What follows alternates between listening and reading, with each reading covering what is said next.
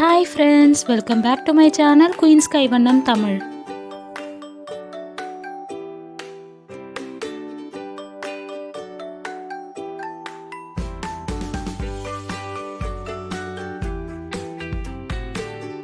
இன்னைக்கு நம்ம என்ன ரெசிபி பண்ண போறோம்னு பாத்தீங்கன்னா நான்வெஜ் ரெசிபி தான் பண்ண போறோம். எறால் வச்சு ஒரு கிரேவி தான் பண்ண போறோம்.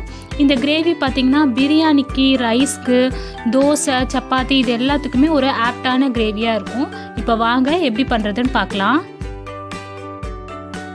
ஒரு மண் சட்டி வச்சிருக்கேன். அதில் ஒரு குழிக்கரண்டி அளவு எண்ணெய் ஊற்றி வச்சிருக்கேன். இந்த மசாலாலாம் போட்டு தாளிச்சிக்கலாம். நம்ம ஒரு பிரியாணி இலை, ஒரு துண்டு அளவு பட்டை, ஒரு 3 லவங்கம், 2 ஏலக்காய், ஒரு அரை டீஸ்பூன் அளவு சோம்பு, மராட்டி மொக்கு, கல்பாசி இதெல்லாம் சேர்த்து நல்லா பொரியட்டும்.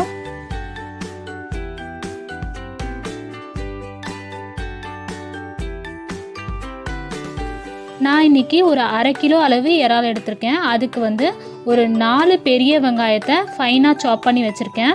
அதை சேர்த்து வதக்கிக்கலாம். அதுக்கு கூடயே ஒரு கொத்தளவு கருவேப்பிலையும் சேர்த்து நல்லா வதக்கிக்கலாம்.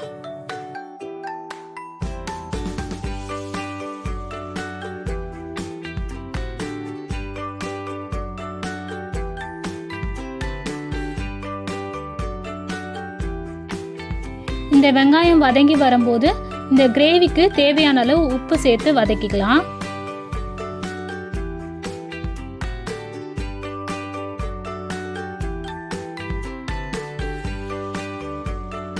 வெங்காயம் நல்லா வதங்கிடுச்சு. இதில் ஒரு 2 டீஸ்பூன் அளவு இஞ்சி பூண்டு பேஸ்ட் போட்டு வதக்கிக்கலாம்.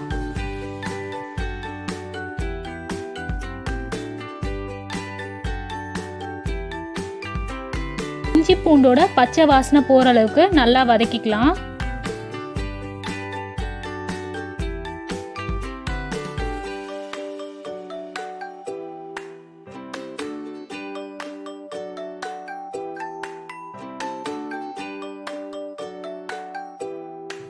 அடுத்ததா இதில் 2 பெரிய தக்காளி, நல்லா பழுத்த தக்காளியாக ஒரு மிக்ஸி ஜாரில் சேர்த்து ஃபைன் பேஸ்ட்டாக அரைச்சி வச்சுருக்கேன்.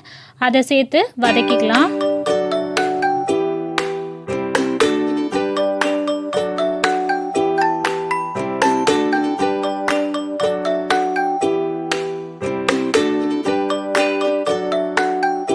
தக்காளி நல்லா வதங்கி இந்த மாதிரி நல்லா எண்ணெய் பிரிஞ்சு வரணும். அது வரைக்கும் நல்லா வதக்கிக்கலாம்.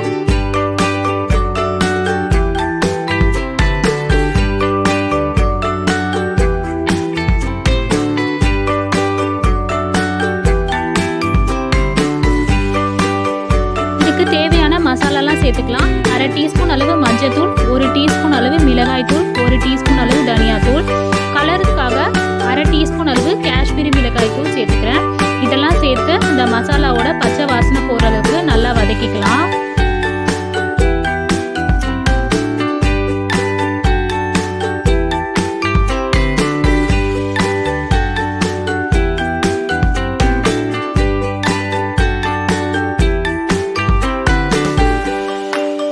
மசாலா அடி பிடிக்காம இருக்கிறதுக்காக மிக்ஸி ஜாரில் ஒரு அரை டம்ளர் அளவு தண்ணி ஊற்றி இதில் சேர்த்து கலந்து விட்டுடலாம். கேஸை நல்லா லோ ஃப்ளேமில் வச்சுட்டு இந்த மசாலாலேருந்து எண்ணெய் பிரிஞ்சு வர வரைக்கும் ஒரு 5 மினிட்ஸ் இந்த மசாலா நல்லா வதங்கட்டும். மசாலா நல்லா வதங்கி வந்துருச்சு. இந்த ஸ்டேஜில் அரை கிலோ அளவுக்கு எறாவை க்ளீன் பண்ணி வச்சுருக்கேன். அதை சேர்த்து நல்லா வதக்கிக்கலாம்.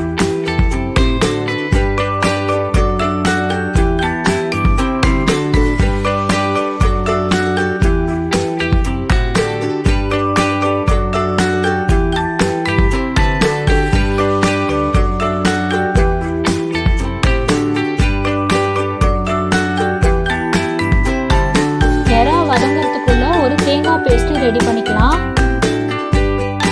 மிக்ஸி ஜாரில் ஒரு 1/4 முடி அளவு தேங்காய், 4 முந்திரி, 1 டீஸ்பூன் அளவு சோம்பு, அரை டீஸ்பூன் அளவு கெசகெசா இதெல்லாம் சேர்த்து ஒரு ஃபைன் பேஸ்ட்டை அரைச்சி எடுத்துட்டு வந்துடலாம்.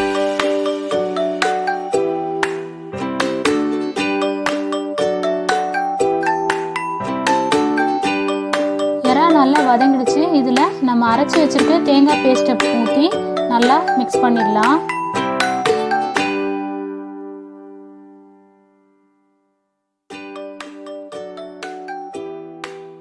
மிக்ஸ் பண்ணிவிட்டு இந்த கிரேவிக்கு தேவையான அளவு தண்ணி ஊற்றிக்கலாம். நல்லா ஒரு பெரிய டம்ளரில் 1 டம்ளர் அளவு தண்ணி ஊற்றி இந்த கிரேவியை நல்லா மிக்ஸ் பண்ணி விட்டுடலாம். லோ ஃப்ளேமில் ஒரு 5 நிமிஷத்துக்கு நல்லா கொதிக்கட்டும்.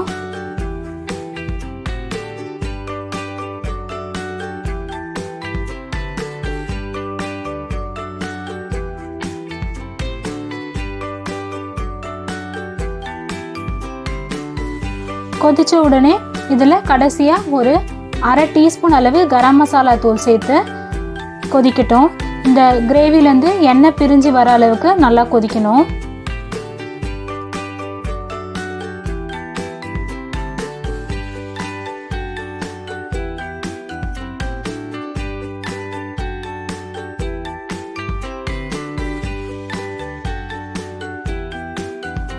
இப்போ பார்த்தீங்களா, இந்த எறா கிரேவிலேருந்து நல்லா எண்ணெய் பிரிஞ்சு வந்திருக்கு. நம்ம ஊற்றின எண்ணெய் நல்லா எண்ணெய் பிரிஞ்சு வந்திருக்கு.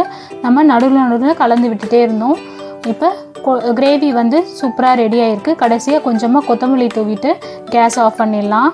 இது மண் சட்டின்றதுனால கேஸ் ஆஃப் பண்ண உடனேயும் கொதிச்சிட்ருக்கு. நான் இது வந்து கேஸ் ஆஃப் பண்ணிட்டேன்.